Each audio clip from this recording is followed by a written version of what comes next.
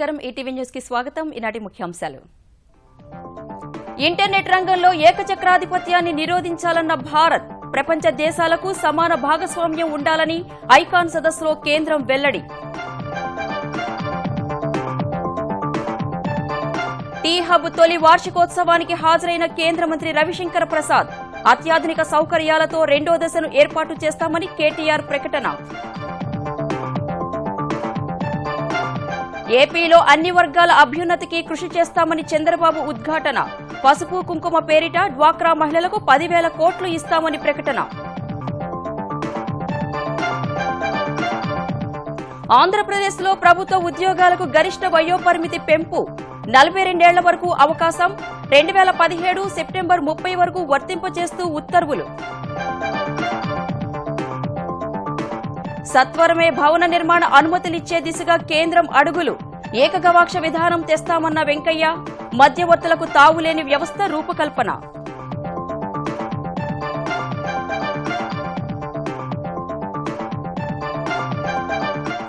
సమాజ్వాదీలో మరోసారి రచ్చకెక్కిన కుటుంబ కలహాలు అఖిలేష్ శివపాల్ పరస్పర విమర్శలు భాజపాతోనే అభివృద్ధి సాధ్యమని అమిత్ షా ఉద్ఘాటన వికాసం విశ్వాసమే లక్ష్యంగా జమ్మూ కశ్మీర్లో అభివృద్ధి కార్యక్రమాలు ప్రధాని మోదీ స్పష్టీకరణ ప్రజా సమస్యల పట్ల మానవతా దృక్పథం అవసరమని వ్యాఖ్య అమెరికా అధ్యక్ష ఎన్నికల్లో ప్రధాన అభ్యర్థుల హోరాహోరీ పోరు ఫాక్స్ న్యూస్ సర్వేలో హిల్లరీకి స్వల్ప ఆధిక్యం ట్రంప్ కంటే 2% అధిక మద్దతు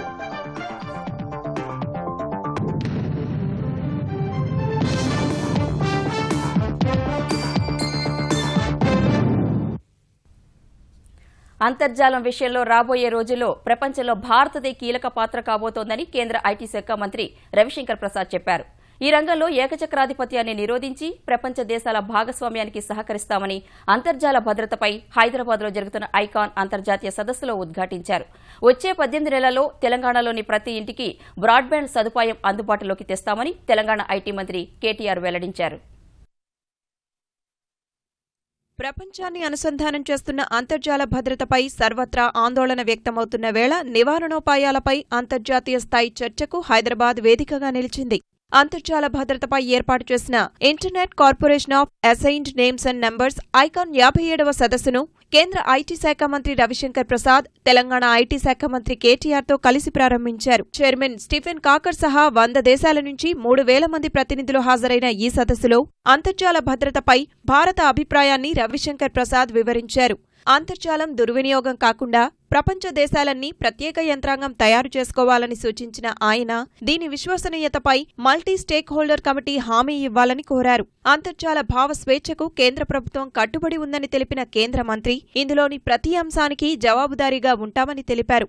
అంతర్జాలంపై ఏ దేశానికి ఏకఛత్రాధిపత్యం ఉండరాదన్న ఆయన ప్రపంచ దేశాలను భాగస్వామ్యం చేస్తూనే రాబోయే రోజుల్లో అత్యధిక వినియోగదారులు కలిగిన దేశంగా భారత్ నిలవబోతోందని విశ్వాసం వ్యక్తం చేశారు. Internet took the world by storm, whether by accident or by design. But human ingenuity pushed it as a profound global medium of connectivity, intercourse between individuals, between nations, and also corporate entities. Those who govern also needed to recognize the rising aspirations.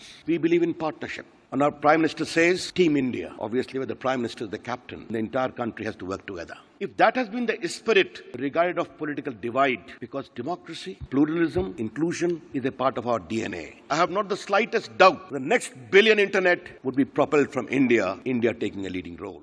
ప్రభుత్వ వ్యవహారాలు ప్రజలకు అందించే సేవల్లో అంతర్జాల వినియోగాన్ని విస్తృతంగా వినియోగంలోకి తెచ్చామని Telangana IT శాఖ మంత్రి కేటీఆర్ తెలిపారు. ప్రపంచ స్థాయి ఐటీ కంపెనీలను హైదరాబాద్కు రప్పించామని గుర్తు చేశారు.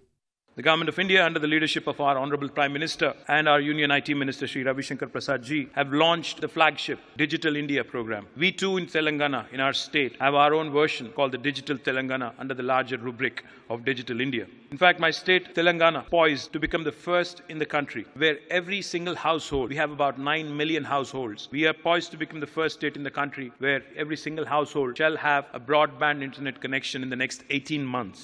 ఈ నెల 9 వరకు జరగనున్న ఐకాన్ సదస్సులో అంతర్జాల భద్రతపై కీలక నిర్ణయాలు తీసుకోనున్నారు. అనంతరం అంకుర పరిశ్రమలకు ప్రోత్సాహం కోసం తెలంగాణ ప్రభుత్వం ఏర్పాటు చేసిన టీ హబ్ తొలి వార్షికోత్సవంలో పాల్గొన్న రవిశంకర్ ప్రసాద్ సాంకేతిక పరిజ్ఞానాన్ని ప్రజలకు సేవ చేసేందుకు కేంద్రం తీసుకుంటున్న చర్యలను ఔత్సాహిక పారిశ్రామికవేత్తలు అందిపుచ్చుకోవాలని కోరారు. ప్రపంచమంతా భారత్ వైపు చూసేలా ఉత్పత్తులను తయారు చేయాలని సూచించారు. ఏడాదిలోనే 200కు పైగా అంకుర పరిశ్రమలకు కేంద్రంగా మారిన టీ హబ్ స్ఫూర్తితో త్వరలోనే రెండో దశను ప్రారంభించనున్నట్లు తెలంగాణ ఐటీ మంత్రి కేటీఆర్ వెల్లడించారు. And when I'm talking in eHub here today, let me throw a challenge to all of you. While I compliment the extraordinary journey, my appeal to all of you, apart from being the IT Minister of India, as an Indian, come with products which become the toast how growth with equity is possible in a country like India. This will become something of a showcase all over the world. Prime Minister himself on the 15th August speech on the Independence Day exhorted the Indian youth to come out with the next big breakthrough in tech world. He's in fact challenged exactly a year ago this has happened and now we have 200 plus startups working out of this space and we are soon launching T-Hub Phase 2 sir, and it will be a 5 times bigger facility and we are hoping to be the tech and more specifically the startup capital of the country. ప్రజల సంక్షేమం ఆనందంలో ఆంధ్రప్రదేశ్ను ప్రథమ స్థానంలో నిలపాలన్నదే తన లక్ష్యమని ముఖ్యమంత్రి చంద్రబాబు పునరుద్ఘాటించారు.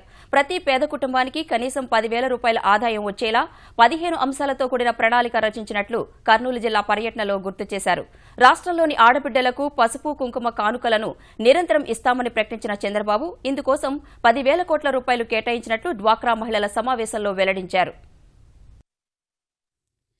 జనచైతన్య యాత్రలో పాల్గొనేందుకు కర్నూలు వెళ్లిన ముఖ్యమంత్రి చంద్రబాబు నగరంలో విస్తృతంగా పర్యటించి పలు కార్యక్రమాలకు శ్రీకారం చుట్టారు. కిడ్స్ వరల్డ్ వద్ద అమృత్ పథకానికి, కర్నూలు శివారులో విజయవనానికి శంకుస్థాపన చేశారు. కిడ్స్ వరల్డ్ నుంచి జనచైతన్య యాత్ర చేపట్టిన ఆయన వడ్డేగిరి, ఉస్మానియా కళాశాల, గీతామందిర్, వన్ టౌన్, పూల బజార్, నెహ్రూ రోడ్డు, రాధాకృష్ణ థియేటర్ మీదుగా కోల్స్ కళాశాల వరకు పాదయాత్ర సాగించారు. ఈ యాత్రలో ప్రజల నుంచి వచ్చిన వినతి పత్రాలను స్వీకరించారు. రహదారి ప్రదర్శనలో భాగంగా మాట్లాడిన చంద్రబాబు త్వరలో జరగనున్న పట్టభద్రుల ఎమ్మెల్సీ అభ్యర్థిగా కేజే రెడ్డిని ప్రకటించారు. ఆంధ్రప్రదేశ్లో అన్ని వర్గాల అభ్యున్నతికి తమ ప్రభుత్వం కట్టుబడి ఉందని భరోసా కల్పించారు.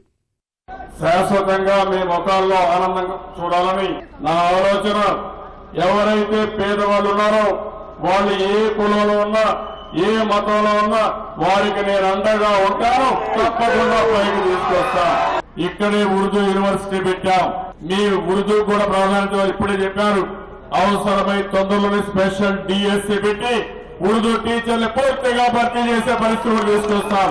ప్రతి ఒక్క కుటుంబం నెలకు 10,000 రూపాయలు కనీస ఆదాయం వచ్చే విధంగా నేను మీకు సహకరిస్తాను. దీనివల్ల మీ ఆదాయం పెరిగితే నేను ఇచ్చే సంక్షేమ కార్యక్రమాల వల్ల మీ జీవితంలో ఆనందం ఉంటుందని కూడా నేను మీకు తెలియజేస్తున్నాను. అనంతరం తెలుగుదేశం విస్తృత స్థాయి సమావేశంలో పాల్గొన్న చంద్రబాబు పార్టీ కార్యకర్తలకు ఆదాయం పెంచే మార్గాలను అన్వేషిస్తున్నట్లు వివరించారు. ఇందుకోసం ఎన్టీఆర్ ట్రస్ట్ ద్వారా ఓ విభాగం ఏర్పాటు చేస్తామని వెల్లడించారు. ప్రజా చైతన్య యాత్రలో భాగంగా ప్రతి ఇంటికి వెళ్లి ప్రజల సమస్యలు తెలుసుకోవాలని కార్యకర్తలకు సూచించారు. మీరు మీ గ్రామాన్ని, మీ పరిధిని కాపాడే బాధ్యత మీరు తీసుకోండి. మిమ్మల్ని అన్ని విధాలా బాగు చేసే బాధ్యత తెలుగుదేశం పార్టీ తీసుకుంటాం. కార్యకర్తలకు 2 లక్షల రూపాయల ఇన్సూరెన్స్ ఇస్తున్నాం. పేదవాళ్ళందరికీ 5 లక్షల రూపాయల ఇన్సూరెన్స్ ఇస్తున్నాం. ఎవరైనా మన పిల్లల్ని చదివించుకోలేకపోతే ఆ పిల్లల్ని చదివించే బాధ్యత ఎన్టీఆర్ మెమోరియల్ ట్రస్ట్ తీసుకున్నాం. ఆదాయాన్ని పెంచే మార్గం ఎన్టీఆర్ మెమోరియల్ ట్రస్ట్ లో ఒక వింగ్ పెట్టి ఆ వింగ్ ద్వారా అవసరమైతే 10 రూపాయలు పార్టీ కూడా ఇచ్చి మిమ్మల్ని ఆర్థికంగా బాగు చేసే బాధ్యత కూడా పార్టీ తీసుకుంటామని చెప్పి కూడా నేను మీకు తెలియజేస్తున్నా. తర్వాత డ్వాక్రా మహిళలతో సమావేశమైన చంద్రబాబు వారి అభివృద్ధికి ప్రభుత్వం చేపట్టిన, భవిష్యత్తులో చేపట్టే కార్యక్రమాలను వివరించారు. నేను ఈ రోజు మీకు ఇచ్చేది దగ్గర 10,000 కోట్ల రూపాయలు. దీనికి ఒక పేరు కూడా పెట్టాను, ఆడబిడ్డ పసుపు కుంకుమ. పోయినసారి నేను పెట్టుబడి నిధి కింద ఇస్తే మాకేమి ఇచ్చాడు మా అన్నని నా మీద అలక చేశారు. నేనిచ్చిన డబ్బులు ఆడబిడ్డ పసుపు కుంకుమ మీ పొదుపు 20 ఏళ్లు చేసిన కంటే 3 రెట్లు ఎక్కువ. ఆ విషయం మీరు గుర్తుపెట్టుకోవాల్సిన అవసరం ఉంది.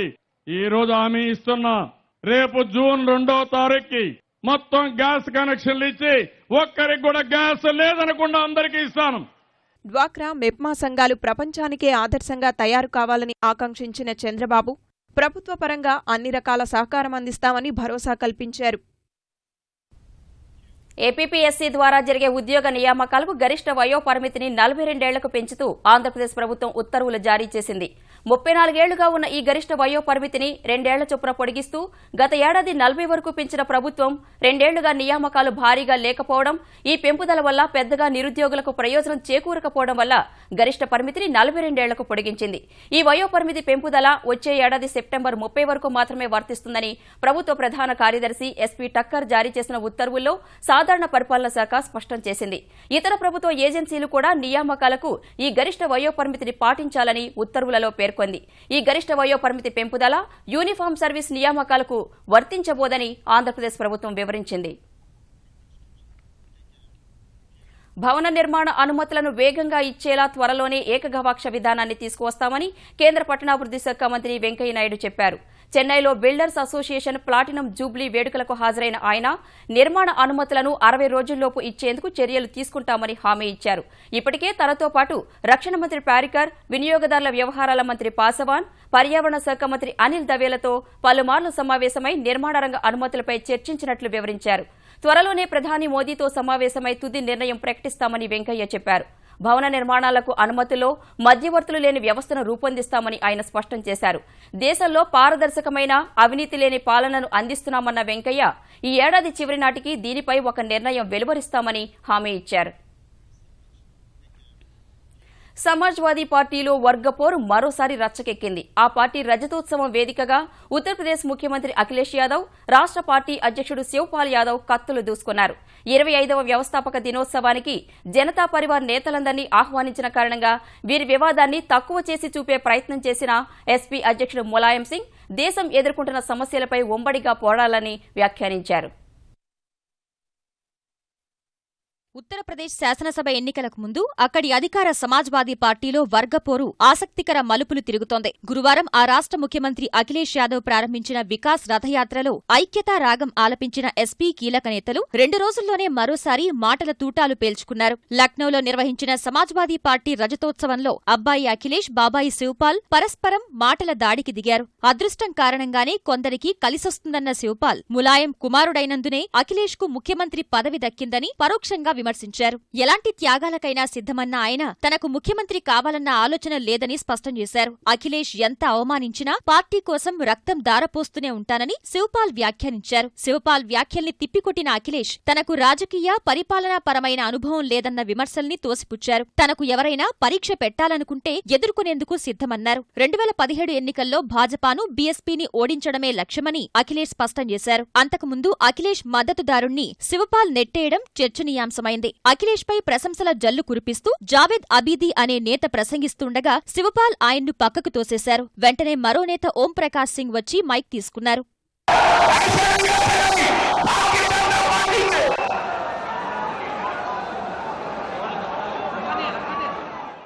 బాబాయ్, అబ్బాయి మధ్య వర్గపోరుకు వేదికైన సమాజ్వాదీ పార్టీ రజతోత్సవం దేశ రాజకీయాల్లో రానున్న మార్పులపై ఆసక్తి పెంచింది. బీహార్ తరహాలో యూపీలోనూ మహాకూటమి ఏర్పాటు చేస్తారన్న ఊహాగానాల మధ్య ఎస్పీ 25వ వ్యవస్థాపక దినోత్సవానికి జనతా పరివార్ నేతలు తరలివచ్చారు. स्थापना दिवस सभी नेताओं को ऐसे ही बनाया है, दलीय आधार पर नहीं, देश की समस्याओं को लेकर, गंभीर समस्याओं के लिए हम एक होकर के समस्याओं का समाधान निकालें, क्योंकि जनता निराश न होने पाए, लेकिन पूरे देश की जनता के बारे में सोचना है. ఉత్తరప్రదేశ్లో భాజపా అధికారంలోకి రాకుండా అడ్డుకునేందుకు లౌకికవాద శక్తులన్నీ ఏకం కావాల్సిన అవసరం ఉందని జనతా పరివార్ నేతలు అభిప్రాయపడ్డారు.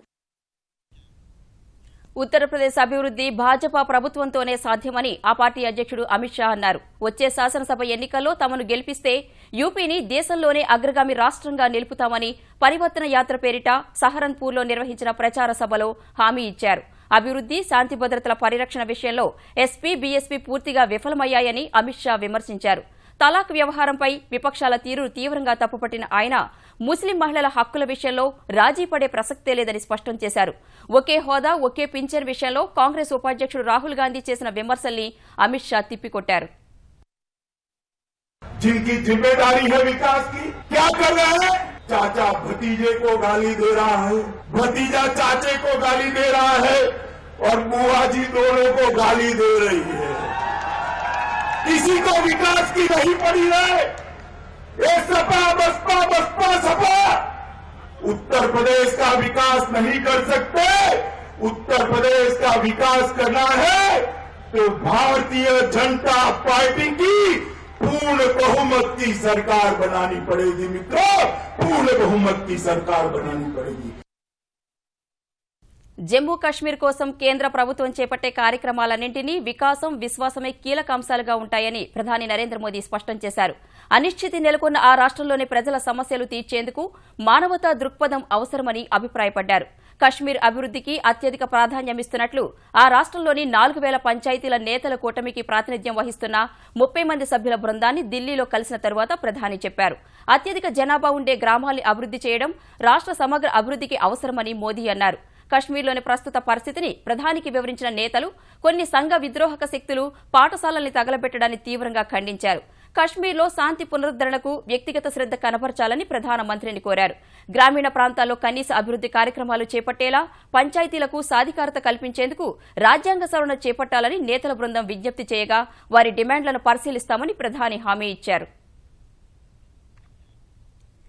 దేశవ్యాప్తంగా వచ్చే 2 ఏళ్లలో 2 కోట్ల మందికి ఉపాధి కల్పించే లక్ష్యంతో పనిచేస్తున్నట్లు కేంద్ర కార్మిక శాఖ మంత్రి బండారు దత్తాత్రేయ తెలిపారు. మేడ్చల్ జిల్లా గట్కేసర్లోని కేపీఆర్ కళాశాలలో ఏర్పాటు చేసిన ఉద్యోగ మేళాను ప్రారంభించిన దత్తాత్రేయ విద్యార్థుల్లో నైపుణ్య శిక్షణకు కేంద్ర ప్రభుత్వం పెద్దపీట వేస్తోందని వెల్లడించారు. తరగతి బోధనను తగ్గించి 70% ప్రయోగశాలల్లో శిక్షణ ద్వారా విద్యార్థులకు ఉపాధి అవకాశాలను పెంచనున్నట్లు దత్తాత్రేయ వివరించారు. ఈరోజు దేశంలో అతిపెద్ద సమస్య నిరుద్యోగ సమస్య. ఎంప్లాయ్మెంట్ జనరేషన్ ఒక ప్రధానమైన కేంద్రంగా ప్రధానమంత్రి నరేంద్ర మోడీ గారు ప్రయత్నం చేస్తున్నారు. రాబోయే 2 సంవత్సరాల్లో నరేంద్ర మోడీ గారి ప్రభుత్వం 2 కోట్ల మందికి ఉద్యోగం ఇవ్వబోతుందని నేను మీకు ఉదయపడుతున్నాను. స్వచ్ఛ ఆంధ్రప్రదేశ్ సాకారం కావాలంటే అధికారులందరూ స్వచ్ఛ ఆలోచనలు కార్యాచరణతో ముందుకు వెళ్లాలని ముఖ్యమంత్రి చంద్రబాబు సూచించారు. పారిశుద్ధ్యం, అంటువ్యాధుల నియంత్రణపై వైద్య ఆరోగ్య శాఖ, పురపాలక, పంచాయతీరాజ్, స్వచ్ఛ ఆంధ్రప్రదేశ్ కార్పొరేషన్ అధికారులతో చంద్రబాబు టెలికాన్ఫరెన్స్ నిర్వహించారు. పారిశుద్ధ్యం మెరుగుపరచడంలో స్థానిక సంస్థల అధికారులు, సిబ్బంది మరింత బాధ్యతగా పనిచేసి అనుకున్న లక్ష్యాలు చేరుకోవాలని నిర్దేశించారు. వనరులు కల్పించి అన్ని విధాలా ప్రోత్సహించినా సామర్థ్యం మెరుగుపడకపోతే అంతా నిరుపయోగం అవుతుందన్నారు. దోమలపై దండయాత్రను మరో 2 నెలలు పొడిగిస్తామన్న ఆయన అంటువ్యాధుల నివారణలో పరిస్థితి మెరుగుపడకపోవడంపై అసహనం వ్యక్తం చేశారు. ఏపీలో 2 లక్షల వర్మీ కంపోస్టు కేంద్రాల ఏర్పాటు లక్ష్యం కాగా ఇప్పటి వరకు 67,000 కేంద్రాలు ఏర్పాటయ్యాయని, మరో 27,000 పని ప్రారంభించాయని అధికారులు తెలిపారు. గ్రామాల్లో ఆరోగ్యం, అభివృద్ది సమాంతరంగా జరగాలని ఆదేశించారు. ప్రతి గ్రామంలో జరిగిన అభివృద్ది, సంక్షేమ కార్యక్రమాలపై డిస్ప్లే బోర్డులు ఏర్పాటు చేయాలన్నారు. 2017 మార్చి కల్లా ఏపీలో 3,000 పంచాయతీలు ఓడీఎఫ్ కావాలన్నారు. ప్రతి పట్టణంలో కమ్యూనిటీ, ప్రజా మరుగుదొడ్లను సక్రమంగా నిర్వహించాలన్నారు. ఆంధ్రప్రదేశ్లో డెంగీ, మలేరియా జ్వరాలు అదుపులోనే ఉన్నాయని ఆంధ్రప్రదేశ్ వైద్య ఆరోగ్య శాఖ మంత్రి కామినేని శ్రీనివాస్ ప్రకటించారు. గుంటూరులో వైద్య ఆరోగ్య శాఖ ముఖ్య కార్యదర్శి పూనం మాలకొండయ్య, వైద్య విద్య సంచాలకులు సుబ్బారావుతో కలిసి మీడియాతో మాట్లాడిన మంత్రి డెంగీ పేరుతో ప్రైవేటు ఆసుపత్రులు రోగుల నుంచి అక్రమంగా డబ్బులు వసూలు చేస్తే చర్యలు తీసుకుంటామని హెచ్చరించారు. డెంగీ జ్వరాలపై ప్రజలు భయాందోళన చెందాల్సిన అవసరం లేదన్న కామినేని డెంగీని నిర్ధారించే ఎలీసా పరీక్షను ప్రభుత్వ బోధనాసుపత్రుల్లో అందుబాటులో ఉంచామని తెలిపారు. వైరల్ ఫీవర్స్ చాలా ఎక్కువగా ఉన్నాయి. దాన్ని మనం కంట్రోల్ చేసేది కాదు, చాలా కష్టం కూడా. మనం ముందు మన టార్గెట్ కూడా ఈ దోమలతో వచ్చే డిసీజెస్ ని, అలాగే అదర్ కమ్యూనికబుల్ డిసీజ్ ని, నీరు, పారిశుద్ధ్యం వల్ల వాటి వల్ల వచ్చే వాటిని కంట్రోల్ చేయాలని ఫస్ట్ టార్గెట్ గా పెట్టుకున్నాం. ప్రజలకి అందరికీ దాని మీద అవగాహన కల్పిస్తే ప్రజలు ఆ దోమల వలన వస్తున్నాయి కాబట్టి దోమలు రాకుండా తీసుకోవాల్సిన చర్యలు అందరూ కలిసి తీసుకుంటేనే ఇది సాధ్యం అవుతుంది. తెలంగాణలో ఆరోగ్య అత్యవసర పరిస్థితి ప్రకటించాలని తెలుగుదేశం పోలిట్ బ్యూరో సభ్యుడు రావుల చంద్రశేఖర్ రెడ్డి తెరాస ప్రభుత్వాన్ని డిమాండ్ చేశారు. డెంగ్యూ, మలేరియా సహా ఇతర వ్యాధులను అరికట్టాలని డిమాండ్ చేస్తూ తెలుగుదేశం తెలంగాణ నేతలు హైదరాబాద్లోని కోటి వైద్య ఆరోగ్య శాఖ కమిషనరేట్ ఎదురుగా ఆందోళన నిర్వహించారు. తెలంగాణలో ప్రాణాంతక వ్యాధులు ప్రబలుతున్నా ముఖ్యమంత్రి కేసీఆర్ పట్టించుకోవడం లేదని ఆక్షేపించిన రావుల సామాన్యులకు వైద్యం విస్మరించిన కేసీఆర్ సర్కారుకే చికిత్స అవసరమని విమర్శించారు. ఖమ్మం జిల్లాలో విష జ్వరాలతో చనిపోయిన వారి కుటుంబాలను ప్రభుత్వం ఆదుకోవాలని తెలంగాణ ఐకాస్ అధ్యక్షుడు కోదండరాం డిమాండ్ చేశారు. ఖమ్మం జిల్లాలో విష జ్వరాలపై ఆయన మానవ హక్కుల కమిషన్ను ఆశ్రయించారు. జిల్లాలోని కొన్ని ప్రాంతాల ప్రజలు విషజ్వరాలతో ఇబ్బందులు ఎదుర్కొంటున్నారని, బోనకల్ మండలం రావినూతల గ్రామంలో విషజ్వరాలతో కొందరు వ్యక్తులు మృతి చెందారని కోదండరాం కమిషన్ దృష్టికి తీసుకువెళ్లారు.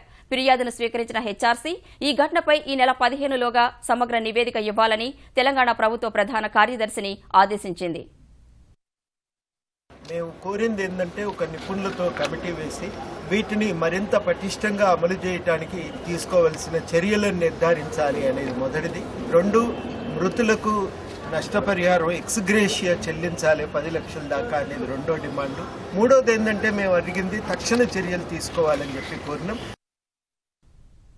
ప్రభుత్వం అమలు చేస్తున్న అభివృద్ది కార్యక్రమాలను చూసి ఓర్వలేక ప్రతిపక్షాలు అనవసర రాద్ధాంతం చేస్తున్నాయని తెలంగాణ వ్యవసాయ శాఖ మంత్రి పోచారం శ్రీనివాసరెడ్డి విమర్శించారు. నిజామాబాద్, కామారెడ్డి జిల్లాల సాగునీటి పారుదల సలహా సంఘం సమావేశంలో పాల్గొన్న పోచారం ఈ 2 జిల్లాలకు యాసంగిలో 2,40,000 ఎకరాలకు సాగునీరు ఇస్తామని తెలిపారు. వచ్చే వానాకాలం పంటలకు నీటి విడుదల కోసం ఇప్పటి నుంచే ప్రణాళికలు రూపొందిస్తున్నామని వెల్లడించారు.